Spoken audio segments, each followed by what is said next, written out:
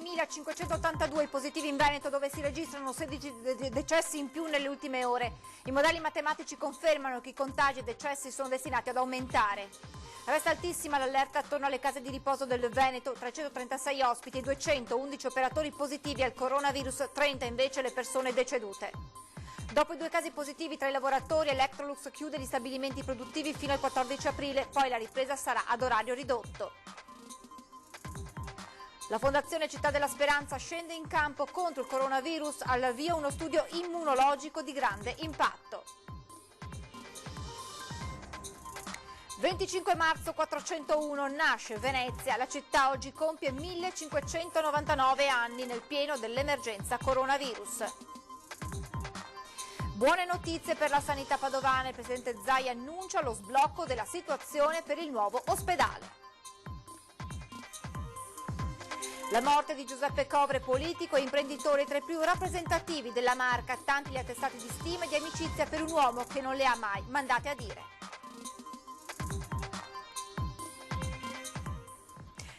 Telespettatori di Antenna 3, buonasera e ben ritrovati con l'edizione veneta dei nostri telegiornali. In primo piano l'aggiornamento sulla situazione del coronavirus. Adesso insieme a voi andremo a vedere nel dettaglio gli aggiornamenti arrivati dalla regione del Veneto con i casi positivi ancora in aumento. Ecco qui, come vedete, 6.582 i positivi in Veneto, con l'aggiornamento delle 17, con un incremento notevole di casi positivi, quindi la curva continua a salire. Nel dettaglio sono 140 i positivi in più rispetto al bollettino di questa mattina. Per quanto riguarda i ricoveri, sono 1.436 in Veneto, con un incremento di 29 pazienti in più, 318 i ricoverati in terapia intensiva, con 2 pazienti in più rispetto a stamane, 485 invece le persone che sono state dimesse. Purtroppo sale anche il numero dei decessi, siamo a 273 con 16 casi in più rispetto a questa mattina. Sono invece 17.159 le persone in isolamento domiciliare. Dunque i modelli matematici dicono che i contagi e i decessi sono destinati ad aumentare. Lo ha ribadito questa mattina il governatore Zaia, che poi si è detto pronto a studiare delle deroghe negli spostamenti per alcune categorie. Si pensa ai ragazzi affetti da autismo. E poi buone notizie sul fronte delle mascherine per gli operatori sanitari. Quindi siamo preoccupati, il modello ci dice che ci sarà una costanza di incremento di contagiati, di patologici e anche di mortalità. Stiamo facendo il diavolo a 4 per rinforzare ancora di più le prime file, che sono quelle delle terapie intensive e semi-intensive, e questa è una sfida quotidiana. Non c'è ancora spazio per l'ottimismo. I modelli adottati dal Comitato Scientifico dell'Unità di Crisi parlano di ulteriori incrementi di contagiati e di vittime e fino ad oggi non hanno sbagliato. Lo scollamento registrato è di soli 2 giorni. Stiamo monitorando i modelli matematici che ci dicono che siamo indietro di un paio di giorni rispetto a quello che dovrebbe accadere oggi. Rispetto a quello che accade oggi, il modello ci dice che dovrebbe essere accaduto 2 giorni fa, e questo è un buon dato di lettura, ma non possiamo parlare di abbassare la guardia, di fine dell'emergenza o di altre robe del genere. E se il trend non mente, quella delle forniture continua a essere inevitabilmente una corsa contro il tempo. Arrivati 50 ventilatori dalla Svizzera, si aspettano quelli che dovrebbero giungere dalla Protezione Civile Nazionale. C'è poi il capitolo mascherine per gli operatori sanitari. Se quelle chirurgiche, dice Zaia, finalmente ci sono, si resta in attesa di quelle per le terapie intensive. Sul fronte mascherine da terapia intensiva, sto parlando delle P2 e delle P3, l'emergenza si chiude tra questo fine settimana e l'inizio della prossima. Siamo riusciti ad acquistare un carico di 2 milioni di mascherine P3, che è come aver scoperto un giacimento con una pepita d'oro che non finisce più. Sul fronte degli spostamenti invece si stanno valutando delle deroghe, come per i soggetti autistici. Io ho messo il limite ai 200 metri e ci sta, e lo confermo, da casa, no? però sto anche valutando, ci sono delle casistiche, mi chiamano molti genitori che hanno figli autistici che hanno la necessità di far tanta strada a questi ragazzi per tenerli, diciamo, in movimento e per garantire a loro una stabilità durante la giornata. Ecco, in alcuni casi potremmo prevedere magari con una subordinanza delle deroghe. Resta poi l'appello di sempre, anche perché la questione sanitaria non finisce con il ricovero. È un virus che fa danni, ci manda in terapia intensiva, è un virus che fa danni, ci fa venire l'encefalite, quindi problemi cerebrali, è un virus che fa danni, ci fa venire le miocarditi e quindi problemi cardiaci, è un virus che fa danni, ci fa venire l'insufficienza renale, perché poi questi sono gli esiti. Quindi c'è poco da scherzare. Qualcuno dice, ma Zaia dovrebbe dire anche cose positive. Le cose positive ve le dico quando è ora di dirle le cose positive. In questa fase la cosa positiva che vi dico è restare a casa. Resta poi l'emergenza nelle case di riposo del Veneto, 336 ospiti e 211 operatori sono risultati positivi al coronavirus, mentre 30 le persone decedute. Questi i dati comunicati nel pomeriggio e resta alto anche l'allarme per la ricerca di nuovo personale. Ci sono oggi diversi focolai in tutta la regione, nel Padovano, nel Trevigiano, nel Vicentino, qualcosa anche nel Veronese e nel Bellunese, quindi diciamo che il virus è entrato in più strutture. È un'emergenza silenziosa quella che si sta consumando in tante case di riposo del Veneto, dove garantire il turnover del personale è sempre più complicato ora dopo ora, da qui le nuove linee della regione pronta a richiamare alcuni profili in particolare. Abbiamo cercato e stiamo cercando di intrecciare quindi con la cooperazione, con le cooperative sociali eccetera, la disponibilità di altro personale, ma stiamo anche ragionando sul personale che voi sapete oggi è a casa, che è quello del semiresidenziale, dei centri diurni, perché avendo bloccato e chiuso i centri diurni fino al 3 di aprile, oggi quel personale è a casa e quindi stiamo cercando di capire anche se questo personale può andare in supporto in quelle strutture che sono più in sofferenza. Ma nella questione del personale è compresa anche la dotazione dei dispositivi di sicurezza. Abbiamo già dato indicazioni che negli approvvigionamenti che arriveranno quotidianamente di DPI ci sono anche i DPI per le strutture per anziani, nello specifico le mascherine chirurgiche, ricordiamolo. E mascherine chirurgiche e poi un po' di attenzione rispetto anche agli altri dispositivi nelle strutture dove ci sono casi positivi e dove c'è una situazione più grave. Pronti a svolgere la loro funzione anche gli ospedali allestiti dalla Protezione Civile in ogni angolo del Veneto a supporto delle strutture ordinarie. Sono a disposizione, 3 sono in provincia di Verona, 1 in provincia di Treviso e 1 in provincia di Padova. Sono a disposizione della sanità, noi li abbiamo consegnati, sono già presidiati dalla Protezione Civile e dalle squadre di soccorso, perché ovviamente riattivare un ospedale vuol dire anche garantire il presidio di sicurezza e sono a disposizione. E a proposito di case di riposo, a Merlara, in provincia di Padova, si contano altri 2 decessi dovuti al coronavirus. Il sindaco Claudia Corradin, che lo ricorderete è risultata positiva al Covid, ci conferma di avere per ora solo una forte tosse. A Merlara continua la triste conta dei decessi per coronavirus nella casa di riposo Pietro e Santa Scarmegnan. Da giorni focolaio di contagi.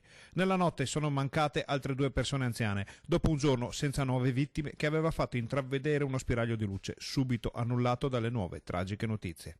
Stamattina ho la notizia di altri 2 decessi, per cui siamo arrivati a 14. Sono morti questa notte in struttura. Attualmente non ho ancora il nome, appena mi arriveranno più dettagli, allora darò le informazioni corrette.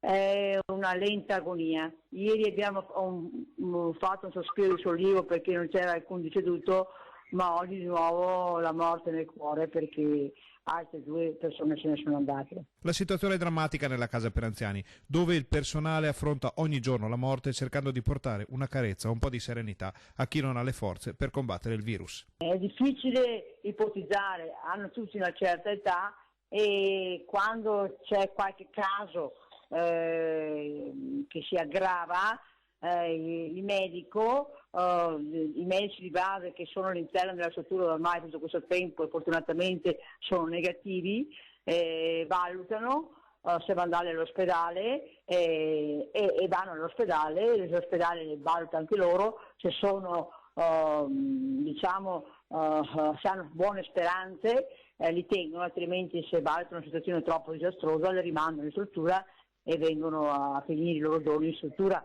ancora tra volti amici e persone che da anni li accudiscono e che sono capaci anche di un sorriso prima dell'ultimo saluto. Anche il sindaco è risultato positivo al coronavirus, ma le sue condizioni sono buone. Posso essere fortunata perché non ho ancora avuto la febbre finora, tanta tosse, mal di schiena e qualche altro piccolo disturbo, ma non febbre. Questo mi fa ben sperare, insomma, ecco, di farsela senza gravi conseguenze.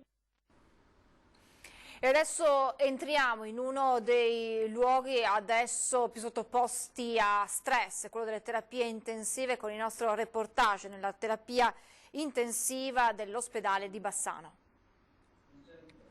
Non è ancora disponibile questo reportage, allora andiamo con l'economia, con le ripercussioni economiche che l'emergenza coronavirus sta avendo sulle aziende del territorio. L'Electrolux chiude gli stabilimenti produttivi fino al 14 aprile, dopo quindi le festività pasquali, e la ripresa sarà poi ad orario ridotto.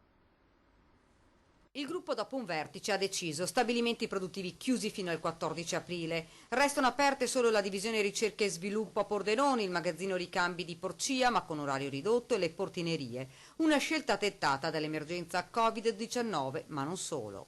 Tutto ruota attorno al Covid, alla pandemia, ma una parte è dettata dall'esigenza di bloccare tutto e dall'altra iniziano i primi problemi di gelata del mercato in tutta Europa perché le attività sono tutte ferme. Tutti i lavoratori saranno in cassa integrazione, a rientro saranno organizzati in turni ridotti. Ai lavoratori, per non perdere il reddito, è stata offerta l'opzione di trasformare parte della cassa integrazione con coperture di ferie o permessi. Ricordiamo che 2 lavoratori dello stabilimento di Susegana sono risultati positivi al coronavirus. RSU aveva proposto il tampone per tutti, inoltrando la richiesta all'ULSS 2 Regione e Ministero, ma l'azienda ha ritenuto più opportuno rintracciare i lavoratori venuti a contatto con i malati. La preoccupazione dei lavoratori è alta, è sempre stata alta in questi giorni, non a caso abbiamo fatto una settimana intera di sciopero dall'8 in poi di marzo per chiedere che si chiudesse tutto, ma anche allo stesso tempo capiscono, i lavoratori sono preoccupati per quale sarà la situazione alla ripartenza, perché ci sono già i primi segnali appunto di crisi di mercato. Poi Augustin Breda lancia una frecciatina contro le aziende che dovrebbero essere chiuse. In provincia di Treviso ci sono troppe aziende aperte ancora e auspichiamo che le nuove regole che ha imposto Conte, che il governo ha imposto, le accordi con i sindacati, portino alla fine a chiudere l'intero sistema produttivo non essenziale. Il governo, spiega, deve trovare delle soluzioni non solo per i lavoratori dipendenti. È anche essenziale che oltre alla cassa integrazione che copre il reddito per i lavoratori dipendenti si trovi una soluzione, il governo e la regione trovino una soluzione per i lavoratori precari o delle agenzie di somministrazione che attualmente sono sospesi senza reddito. Questo è inaccettabile, in una fase emergenziale come questo il reddito va dato a tutti. I benzinai non entreranno in sciopero, ma prima o poi saranno costretti a chiudere. Sentiamo perché. I benzinai non incroceranno le braccia, ma prima o poi saranno costretti a chiudere se non arriveranno aiuti dal governo. A dirlo sono le associazioni di categoria dei gestori delle pompe di benzina, che non hanno alcuna intenzione di scioperare, ma che si troveranno presto, a causa della congiuntura negativa creata dall'emergenza coronavirus e dalle restrizioni emanate dalle autorità, a dover chiudere gli impianti. A livello nazionale noi abbiamo pubblicato un comunicato per far capire le difficoltà che sta attraversando la categoria di gestori dei distributori di carburanti, difficoltà che sono causa da una parte alla diminuzione del 50, 60, 70% dell'erogato e che è inevitabilmente una diminuzione di disponibilità economiche da parte della categoria, e dall'altra per il fatto che la categoria teoria è stata assolutamente dimenticata sia da parte del governo che dalle società petrolifere per quanto riguarda di essere in dotazione di quegli strumenti per poter sopravvivere e avere una certa garanzia contro a questo virus che attualmente sta imperversando nel territorio. Nessuno sciopero in vista, quindi solo un grido d'allarme da chi si trova a dover fronteggiare una situazione molto pesante. Inevitabilmente i gestori, dal momento che non avranno più la possibilità economica di acquistare il carburante, saranno costretti uno alla volta di dover chiudere l'impianto. E assolutamente questo non è lo sciopero, ma sarà solo la difficoltà economica di poter gestire l'impianto. Allora, per quello noi abbiamo mandato questo comunicato alle persone responsabili, che è il governo e società petrolifere, di poter dare quegli aiuti necessari per poter sopravvivere. Continua il nostro viaggio tra quelle realtà che rimangono aperte. Dopo i tabaccai siamo andati a vedere la realtà dei panifici divenuti presidi di quartiere di una ricerca di normalità.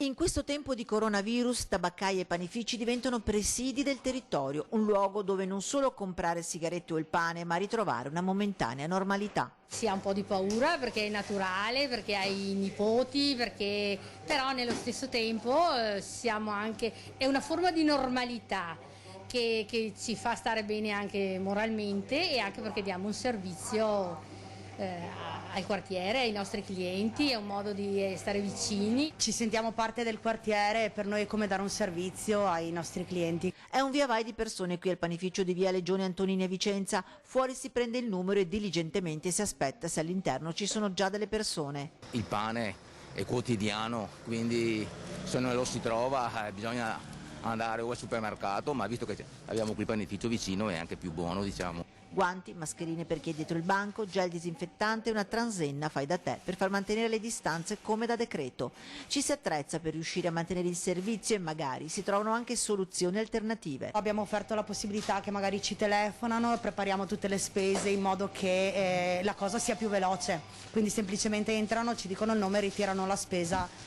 Quindi anche questo ci ha aiutato molto a gestire questa situazione. La parola che ricorre è normalità e con la Pasqua sempre più vicina compaiono colombe e uova di cioccolata, ma loro che hanno il polso della situazione l'idea se la son già fatta. Non c'è il clima di Pasqua, sì, la focaccia, ok, però non siamo entrati nel vivo come gli altri anni, è una cosa molto smorzata e penso che questo sarà quello che resta, insomma. Io lo sto vivendo male perché questa costrizione è giusta. E anche la Fondazione Città della Speranza scende in campo contro il coronavirus con uno studio immunologico di grande impatto. La Fondazione Città della Speranza scende in campo contro il coronavirus, schierando l'Istituto di Ricerca Pediatrica per uno studio innovativo che contribuirà ad aggiungere conoscenze alla ricerca internazionale, suggerendo nuovi approcci terapeutici e favorendo lo sviluppo di un vaccino. Il progetto, per il quale la Fondazione ha concesso un finanziamento di 500.000 euro, si pone l'obiettivo di verificare la risposta immunitaria al coronavirus nella popolazione veneta, per capire quali siano le difese immunitarie efficaci contro il virus e perché esse vengano meno in alcuni pazienti. Il gruppo di lavoro sarà coordinato dal professor Andrea Crisanti, direttore del laboratorio di microbiologia e virologia dell'Università di Padova, e dalla dottoressa Antonella Viola, direttrice scientifica dell'Istituto di Ricerca Pediatrica Città della Speranza. Grazie alla Fondazione Città della Speranza parte questo progetto che ha lo scopo di andare a studiare la risposta immunitaria nei pazienti Covid-19. È un progetto importante perché ci aiuterà a capire perché alcuni pazienti sono asintomatici mentre altri sviluppano una patologia molto grave. Si tratta quindi di una ricerca fondamentale per creare le condizioni per lo sviluppo di vaccini e per comprendere al contempo maggiori informazioni sull'infezione. E aiuterà anche nello sviluppo di un eventuale vaccino, perché se non sappiamo come funziona il nostro sistema immunitario è difficile anche poi progettare delle terapie specifiche. Quindi siamo davvero molto contenti di questa collaborazione con l'Università di Padova e con il professor Crisanti e adesso cominciamo a lavorare. È il momento di fermarci per qualche istante di pubblicità, tra poco.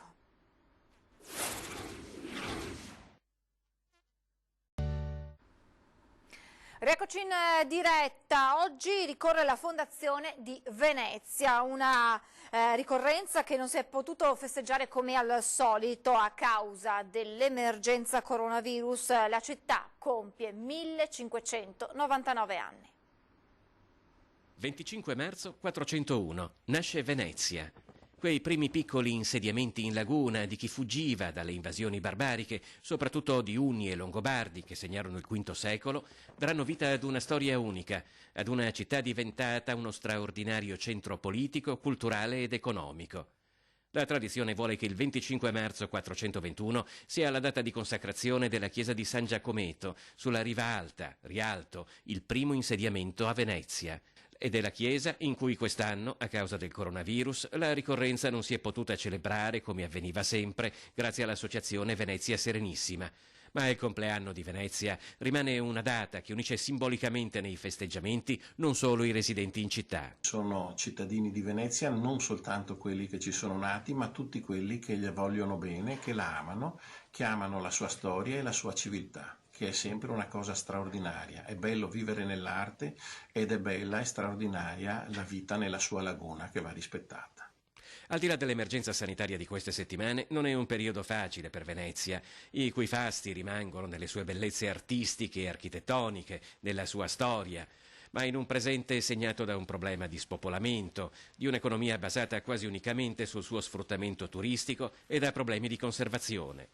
Speriamo che ci sia un rinascimento vero e che chi è stato finora disattento per lo sfruttamento della città con un turismo di massa e anche un moto ondoso che ne ha distrutto le fondamenta e senza attenzione per la conservazione dei suoi palazzi, possa invece saperne riqualificare la sua tradizione, la sua cultura e soprattutto rivitalizzare il tessuto sociale che in questo momento è quello che soffre di più. Lasciamo questa pagina dedicata all'emergenza coronavirus, andiamo con l'economia. La notizia di poco fa è probabilmente destinata a sollevare malumore. Il Mise ha nominato la friulana Anna De Pasquale commissario giudiziale di ACC. Una nomina spiazzante, tanto più che durante i numerosi incontri al tavolo ministeriale sembrava fosse stato raggiunto un accordo per confermare l'incarico a Maurizio Castro. Il nome di Maurizio Castro, già commissario straordinario di ACC, era stato sostenuto da tutto il comitato di sorveglianza di ACC e quindi dalle istituzioni e dalle parti sindacali. Raggiunto telefonicamente il segretario della FIOM CGIL di Belluno Stefano Bona, è stato lapidario: evidentemente si vuole chiudere la fabbrica, ha detto. E in un periodo decisamente complicato per la sanità veneta arriva anche una buona notizia. A darla è il presidente Zaia, che in diretta televisiva annuncia lo sblocco della situazione del nuovo ospedale di Padova. Nel tardo pomeriggio anche il sindaco Giordani è intervenuto dicendo che la firma del protocollo che seguirà lo sblocco dell'iter alla luce dell'epidemia di oggi assume un valore storico e del tutto particolare e ci ricorda come Padova, in un contesto globale, debba essere sempre più eccellenza sanitaria. La situazione del nuovo ospedale di Padova è stata finalmente sbloccata. L'annuncio a sorpresa arriva in diretta televisiva durante il consueto punto stampa del presidente della regione Luca Zaia ed è finalmente una buona notizia in un periodo molto complicato per la sanità veneta. La situazione si è sbloccata grazie all'arrivo della valutazione ambientale strategica, indispensabile per proseguire l'iter del nuovo assetto sanitario padovano. Per quanto riguarda poi in generale le belle notizie, ce n'è una: sapete che è stata approvata la valutazione VAS per l'ospedale di Padova. Noi saremo pronti per la firma dell'accordo di programma tra aprile e giugno, tra aprile e maggio, adesso vedremo quando. Considerate che noi siamo concentrati qui con l'assessore Lanzarin, che saluto e ringrazio per l'eccezionale attività che sta facendo, e l'assessore Bottacin per l'altrettanta eccezionale attività sui due fronti, no? Sanità e protezione civile. Zaia si toglie anche qualche sassolino dalla scarpa e annuncia già il prossimo passo con la firma dell'accordo di programma. È bene che io vi dica, lo dico anche sempre a quelli che tifano perché tutte le cose vadano male: mettetevi il cuore in pace. Abbiamo sbloccato anche l'ospedale nuovo di Padova, è arrivata la VAS, firmeremo l'accordo di programma, siamo in linea, siccome si parla di sanità permettetemi di dirlo, siamo in linea con il programma, andiamo a realizzare quello che dovrà essere il nuovo Policlinico Universitario, in un contesto di sanità che quando ne saremo venuti fuori da questa partita sarà una sanità sicuramente eccellente. Tanti gli attestati di stima e di amicizia per Giuseppe Covre, politico e imprenditore che è venuto a mancare ieri sera.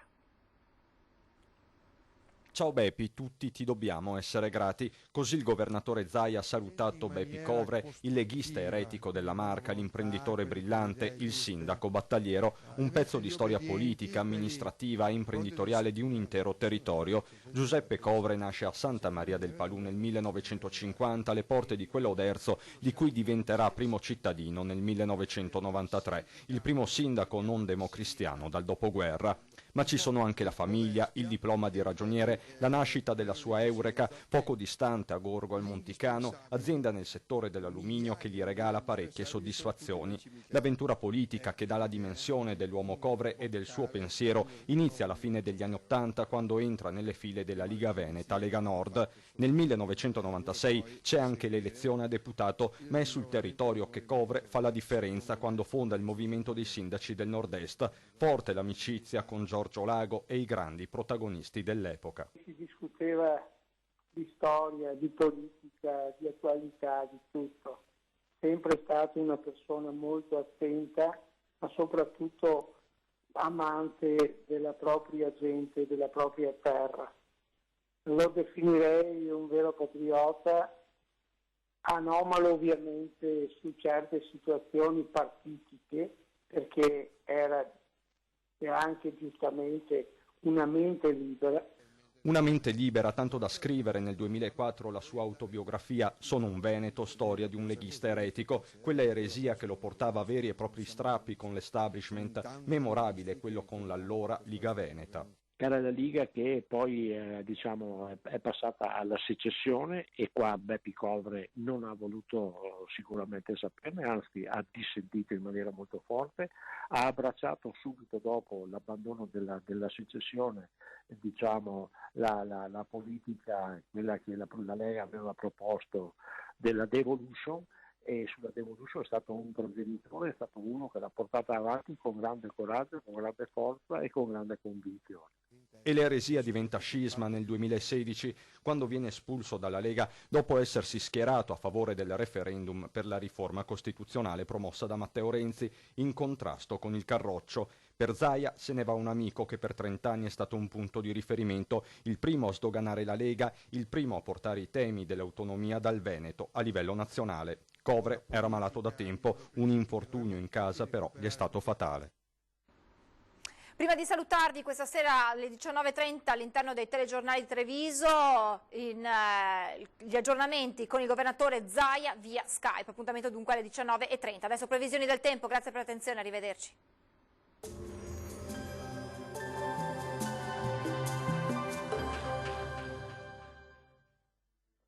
Bentrovati al meteo. Condizioni di tempo variabile sul nostro territorio, qualche piovasco, forti venti di bora e clima ancora freddo. Il dettaglio di giovedì 26 marzo. Sul Veneto cielo molto nuvoloso e coperto un po' dappertutto e come detto non si esclude nemmeno qualche goccia di pioggia sulle zone pedemontane, specie al mattino. Temperature sostanzialmente stabili ma sempre sotto la media stagionale, minime tra -1 e 2 gradi, valori massimi invece tra 6 e 9 all'incirca. Stessa situazione anche sul Friuli Venezia Giulia, con molte nubi ovunque e con isolate piogge in serata a carattere sparso. Temperature minime tra 1 e 3 gradi, massime oscillanti invece tra gli 8 e i 9 gradi. Uno sguardo infine alla situazione del Trentino Alto Adige, anche qui sarà nuvoloso con occasionali piovaschi misti a neve. Temperature minime intorno allo 0, massime sui 10 gradi. Dal meteo di Antenna 3 per ora è tutto, arrivederci.